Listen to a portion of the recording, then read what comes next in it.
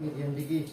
Seperti apa ini, mungkin lagi heboh juga di pemberitaan ada seorang selebgram dianiaya atau tindak kekerasan di KDRT dalam rumah tangga dan pelakunya sekarang sudah ditangkap jadikan tersangka. Nah, kalau abang sendiri melihatnya seperti apa nih dari sisi hukumnya nih masalah KDRT dalam rumah tangganya? Baik, terima kasih untuk rekan-rekan media, selamat siang. Jadi begini ya, saya sudah juga ikuti peristiwa itu, yang mana korbannya kalau nggak salah tuh Cut Intan ya. Nah, Cut Intan, kemudian pelakunya Armor ya, sebagai suaminya. Di dalam video yang berdurasi pendek juga saya sudah lihat. Jadi sebenarnya ini juga harus merupakan acuan bagi kita, khususnya yang sudah berumah tangga ya. Jangan terlalu gampang ringan tangan lah. Kalau dikatakan bahwa dia itu sudah menyatakan janji sebagai suami istri, terus menganiaya istrinya ini kan sudah tidak manusiawi. Dia berpikir nggak bahwa istri yang dianiaya ini juga sudah mempunyai keturunan. Itu dulu saya ambil dari sisi kemanusiaan dulu ya. Kemudian yang kedua, latar belakangnya. Kenapa sampai terjadinya timbul KDRT ini? Tentu ada sebab musababnya. Apakah itu terjadi akibat daripada perbuatan si Armor atau akibat perbuatan daripada si Cut Intan sendiri?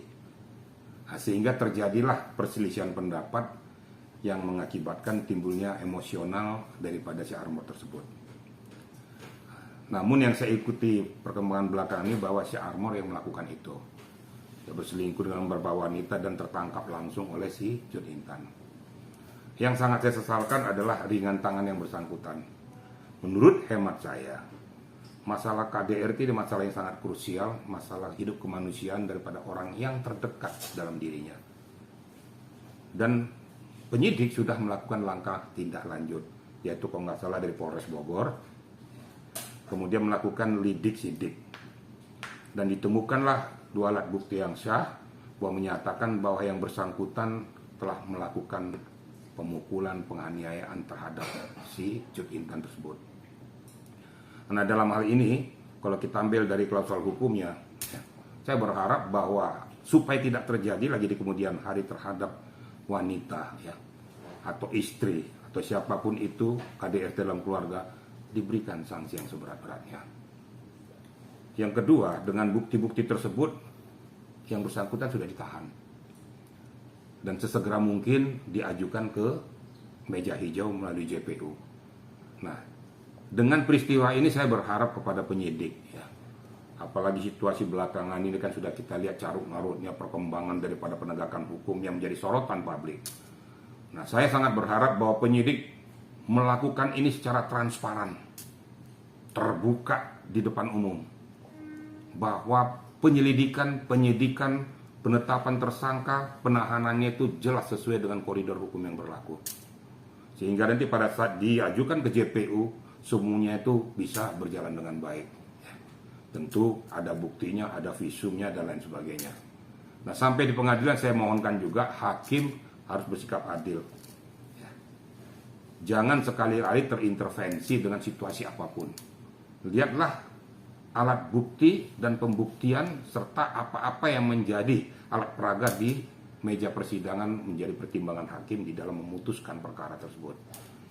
Dan bagi saya pribadi, kalau orang-orang seperti kayak gini yang terlalu ringan tangan, diberikan sanksi hukum yang seberat-beratnya. Itu menurut hemat saya. Ya. Oke, Pak Armor sendiri kan artinya mengajukan RJ Restoratif Justice dengan alasan karena masih mempunyai 3 orang anak. Nah, sedangkan Armor sendiri kan ini pasalnya berlapis, ada 3 pasal KDRT, terus kekerasan, terus satunya lagi terhadap anak-anaknya kan, jadi 3 tuh. Kalau di total 19 tahun dia ancamannya. Nah, gimana?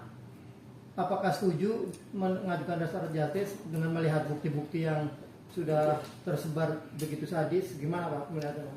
Jadi begini ya, kita berbicara restoratif justice ya, yaitu penyelesaian secara kekeluargaan yang mana tidak merugikan pihak ketiga, itu pengertian daripada restoratif justice.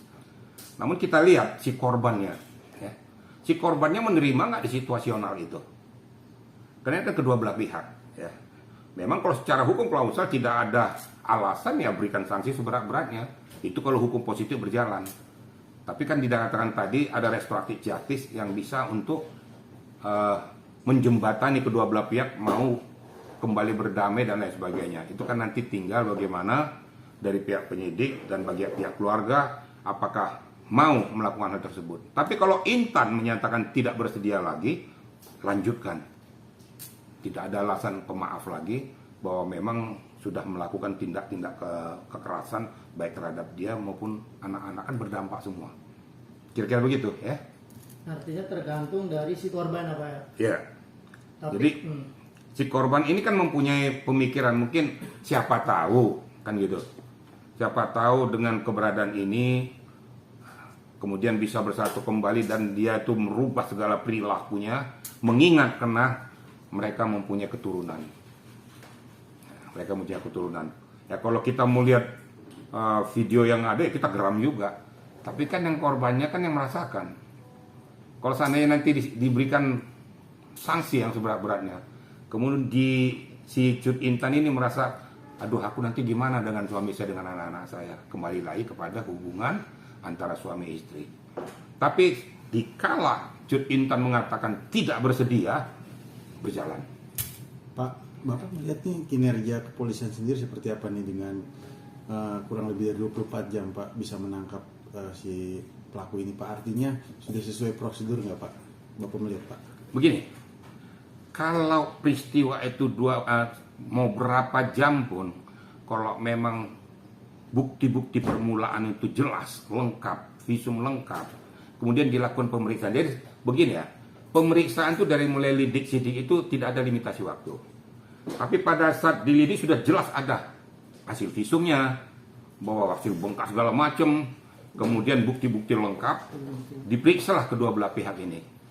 Baik ini diperiksa si korban, saksi-saksinya, alat buktinya, visumnya, kemudian yang bersangkutan diperiksa juga. Ternyata yang bersangkutan mengakui perbuatannya berdasarkan hasil video tersebut.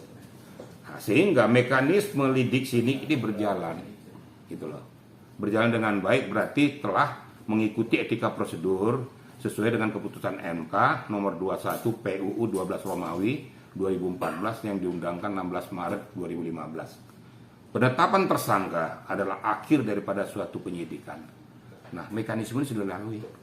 Kecuali kalau mereka menabrak mekanisme ini. Kembali lagi nanti kasusnya Peggy nanti bisa di pra-peradilan.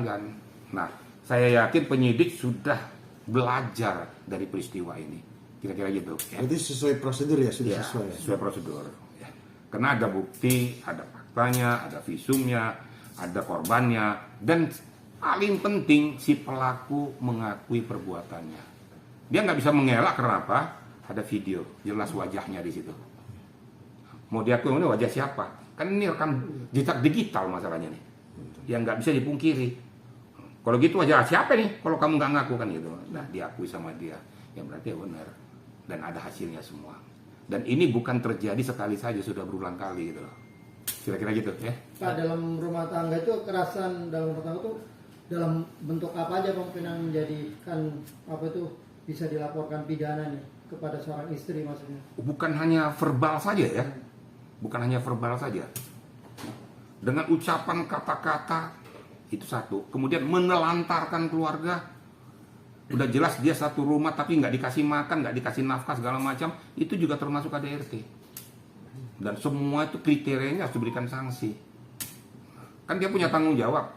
Ternyata ditelantarkan, anak-anaknya nggak dikasih makan, kemudian dikurung di rumah, nggak boleh keluar segala macam. Lah kan sering terjadi seperti itu. Itu termasuk dalam KDRT. Bukan hanya gara-gara hanya memukul atau mengapakan atau bersifat verbal lah. Bersifat kata-kata juga, menelantarkan itu juga termasuk KDRT juga. Kira-kira gitu ya. Kalau berantem masuk nggak masuk cekcok suami istri gitu? Kita lihat dulu konteksnya. Ya.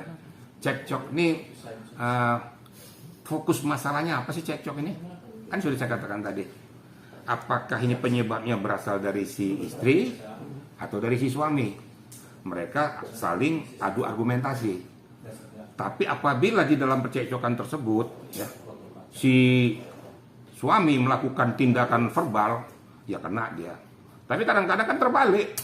Si istri yang melakukan perbuatan verbal itu, ya kena si istrinya.